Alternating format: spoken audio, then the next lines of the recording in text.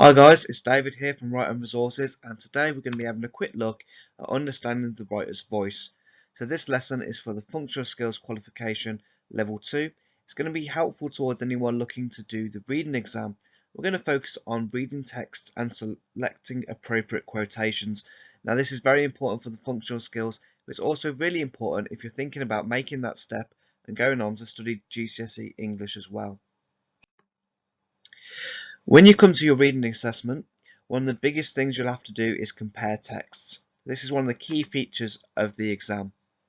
During this, you will need to identify the writer's voice, the style of writing that is used, make comparisons between texts and identify similarities and differences, and select appropriate quotes to support your points. Now today we're just going to focus on identifying the writer's voice.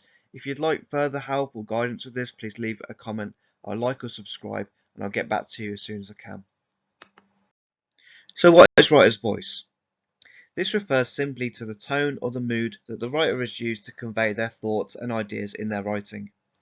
If you have a look at the formal voice then, this is simply put a voice that allows the writer to establish a serious atmosphere towards their audience. It is a tone that is associated with professionalism and seriousness. So think about the message you're trying to convey. Sometimes if you want people to really take you seriously, or if you're talking about a professional setting, this is the voice that we're going to use, and this is the one you're going to look out for when you're actually analysing a text as well. Informal voice is going to be very different. So this is more casual and it might not be taken as seriously.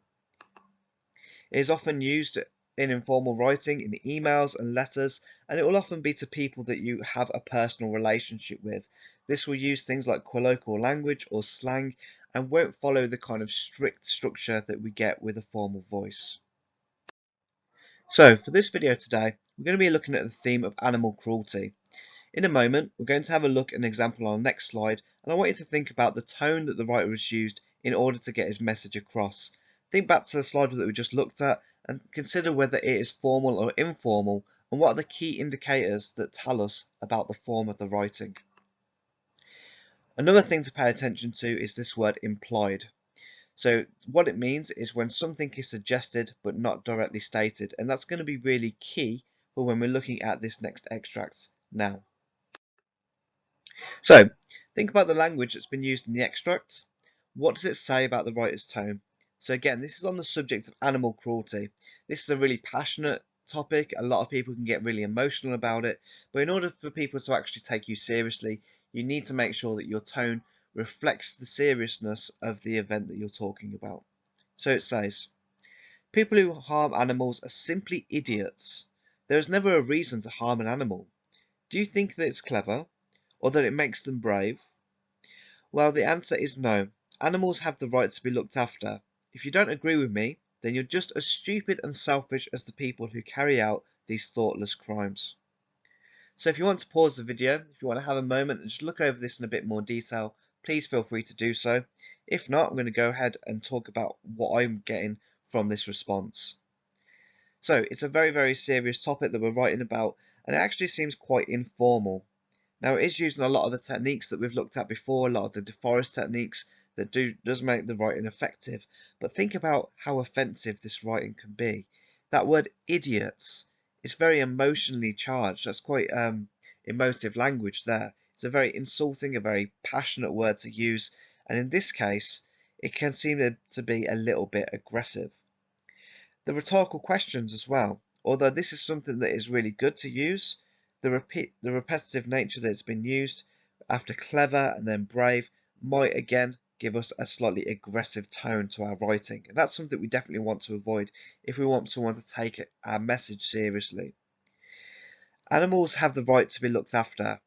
Absolutely right. Okay, made a real solid point there. If you don't agree with me, then you're just as stupid and selfish as people who carry out these thoughtless crimes.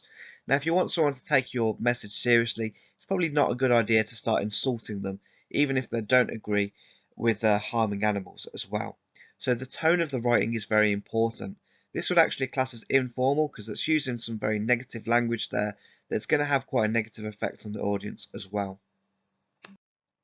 One of the key aspects of the writing exam is the ability to select appropriate quotations to support your ideas. So we're going to have a look at a bunch of different quotes from the previous slide, and I want you to consider which one do you think best represents the writer's mood or tone. So if we have a look at the first one, do they think it's clever or that it makes them brave? So does it actually represent the mood or tone? And then think, how could we actually justify our reasoning behind that? There is never a reason to harm an animal. People who harm animals are simply idiots. And number 4, you're just as stupid and selfish as the people who carry out these thoughtless crimes. So give yourself a moment, have a look over the quotations and think which one really helps capture the mood or the tone that was felt by that writer. Now personally, I got a real sense of anger and annoyance from the writer. He was using some very emotionally charged language there that really helps to justify how he was feeling. So for me, I'd probably go for the bottom one there. You've got words like stupid and selfish and thoughtless. All of these words culminate in telling me that it's got quite a negative, hostile tone towards the audience and towards the people that are committing these crimes. If you need any extra support or help, then new videos will be added every single week. Alternatively, you can always leave us a comment below and I'll try to get back to you as soon as possible.